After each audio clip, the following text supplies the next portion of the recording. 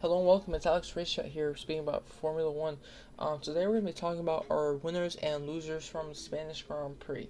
Let's start off with a recap of this weekend. Let's start off with FP1.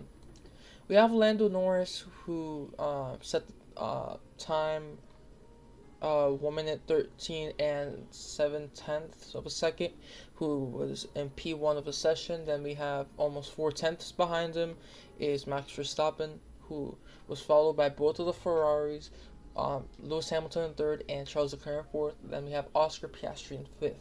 Now let's look at FP2. Now we have the other McLaren, that is Oscar Piastri, with a time of 1 minute 12 seconds and 7/10 of a second in P1. Then after Oscar, we have the Merc of George Russell, that was almost 3/10 behind Oscar. Then we have George's best friend, Max Verstappen, in third. Then in fourth, we have the other McLaren, who finishes off the top four. Then we have to do the top five. We have Ferrari, the Ferrari of Charles Leclerc. And something to mention about FP2, Lewis Hamilton was struggling. He said it was not fun, referring to his SF25.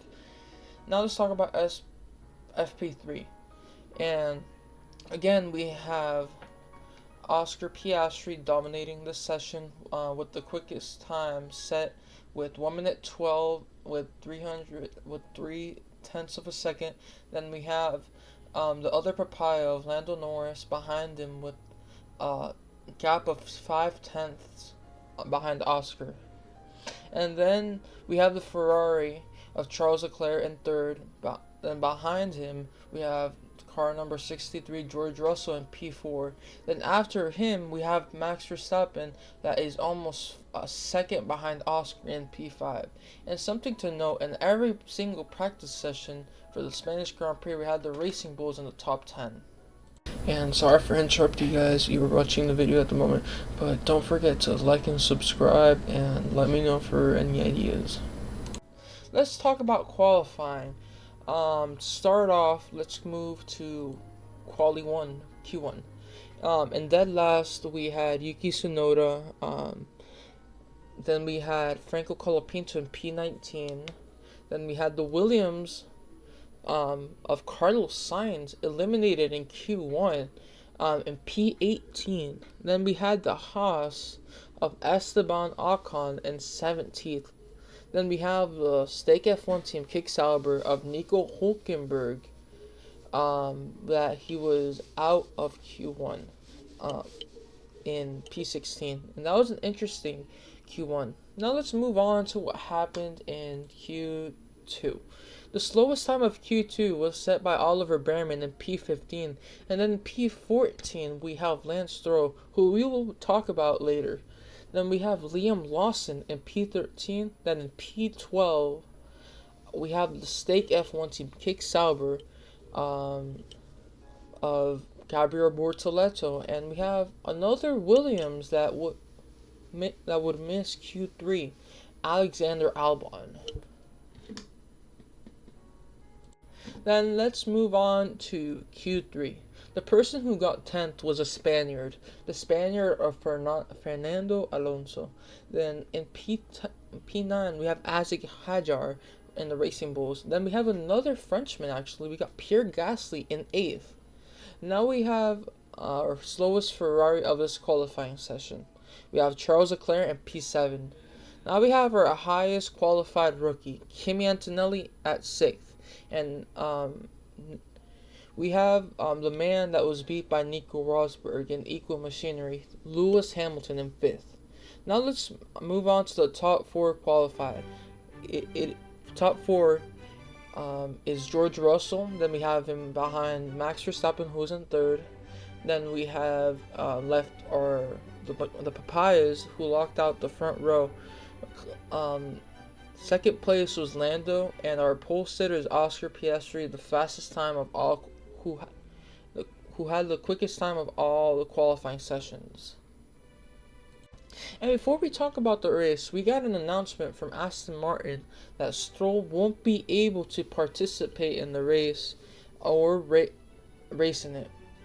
And we were announced that there was no replacement since nobody took place in practice for him, or nobody qualified in this car.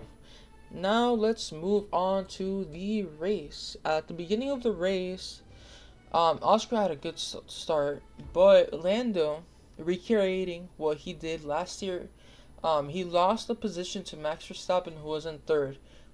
Fortunately, he stayed in third. He wasn't passed by George. Then Nico Hulkenberg had a spectacular start.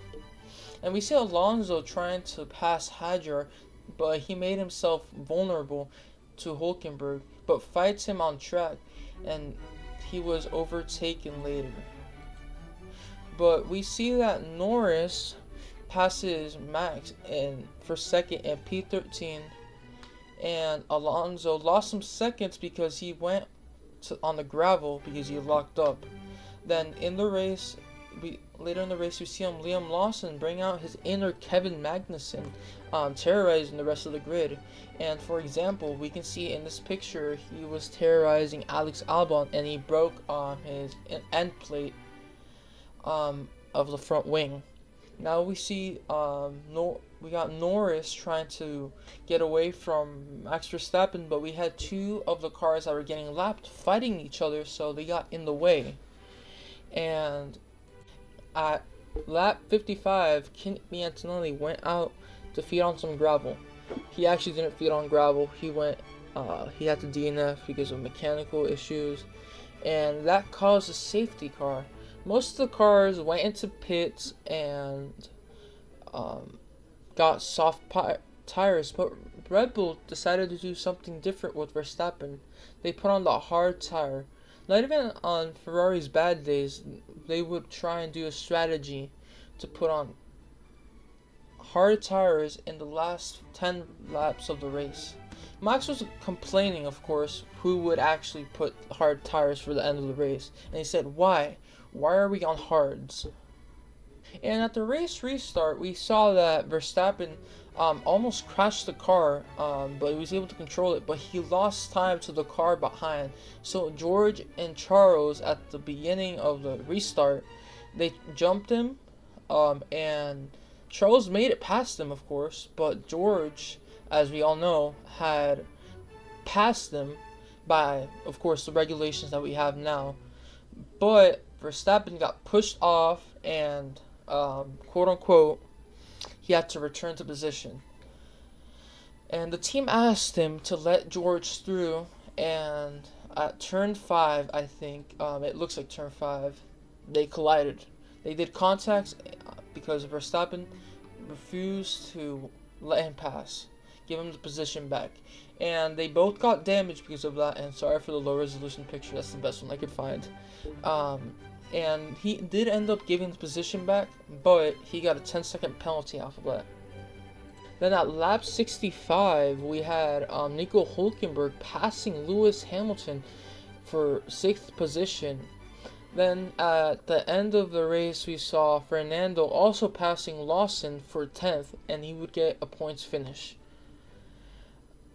And because of the collision, like I mentioned earlier, they gave Verstappen a 10-second penalty, and he was demoted to 10th, and he only got 1 point. So we had Charles Leclerc in the podium. As we already know, as we see here, we saw that Oscar Piastri won the race. Let's talk about our losers this weekend.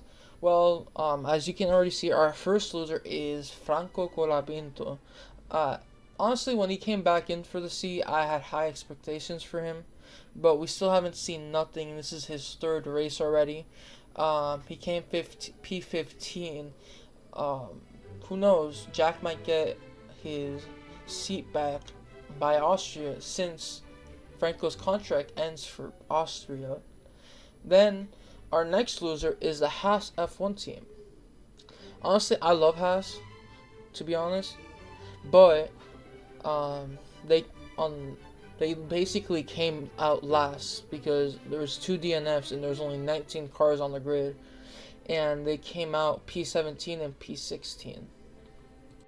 Then our next loser is going to be Red Bull. Well, of course, during the entire race, Verstappen, he was fighting for the win. At one point, he was actually leading the race, but since, like I mentioned earlier, they gave him the penalty, the 10-second penalty. He came 10th, like I mentioned. And Yuki, to be honest, I love Yuki, but he was nowhere to be seen. And our final loser is Williams. Like we talked about, they were both out before Q3, and they were doing amazing all season long. I love them, to be honest. But Albon DNF'd. Then Carlos ended the race in 14th. Well, let's move on to our winners. First, Ferrari. They jumped from P4 in the standings to P2, and they got a podium with Charles in this race. He came from P7 to P3. Then we have Lewis, who got P6, which was still some good points for the team. Now McLaren. Why do I even need to explain why they're winners in this race? Well, they got the win. They got a double podium, a 1-2 finish, and they're almost 200 points in front of the team that's in second place in the standings. Then we have my Lord and Savior Fernando Alonso here at his home race. He got his maiden points of the season, and he did some really good moves to actually get the positions to get points. And for last, we have the Hulk, Nico Hulkenberg. In the tractor he has, that is a stake F1 team, Kick Sauber, he managed to get into P5 after exiting in Q1, and he got a good amount of points in front of Alpine in the constructor standings. And that's it, guys. I hope you enjoyed this. This is my race recap and winners and losers from the Spanish Grand Prix. Don't forget to like and subscribe, and peace out, guys.